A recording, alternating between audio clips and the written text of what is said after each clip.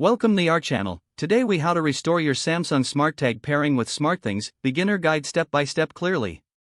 To restore your Samsung SmartTag pairing with SmartThings, start by opening the SmartThings app on your mobile device. Ensure your phone's Bluetooth is turned on. Locate your SmartTag and check if it has power by ensuring the LED light is functioning. If the SmartTag is unresponsive, consider replacing the battery. Press and hold the button on the SmartTag for about 5 seconds. Watch for the LED light to flash, indicating it's in pairing mode. Now, return to your SmartThings app. Tap on the Devices tab at the bottom of the screen. Select the plus icon to add a new device. Choose SmartTag from the list of available devices. Follow the on-screen prompts to begin the pairing process. The app may ask you to select your SmartTag from nearby devices. Confirm your choice. Once connected, customize the name and settings for your SmartTag as desired. You should see a confirmation that your SmartTag is successfully paired. To test the connection, try locating your SmartTag from within the SmartThings app.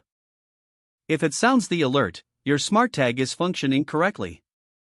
If you encounter issues, repeat the process or consult the troubleshooting section in the SmartThings app. With your SmartTag now restored and paired, you're ready to use it for tracking your belongings. If the page does not load, refresh the browser or try again in a private or incognito window. Make sure you are using the correct email address, then retype it carefully to avoid small typos. If your password is not accepted, use the reset option and create a new strong password you can remember. Check your spam folder for verification or security emails, then complete any requested confirmation steps. Enable two-factor authentication if available to improve account security and reduce unauthorized access risk.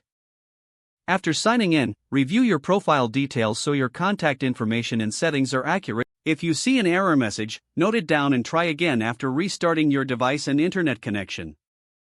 Log out when you finish, especially on shared devices, to keep your account and payment information secure. If the page does not load, refresh the browser or try again in a private or incognito window. Make sure you are using the correct email address, then retype it carefully to avoid small typos. Don't forget to like this video and subscribe to our channel for more step-by-step tech guides.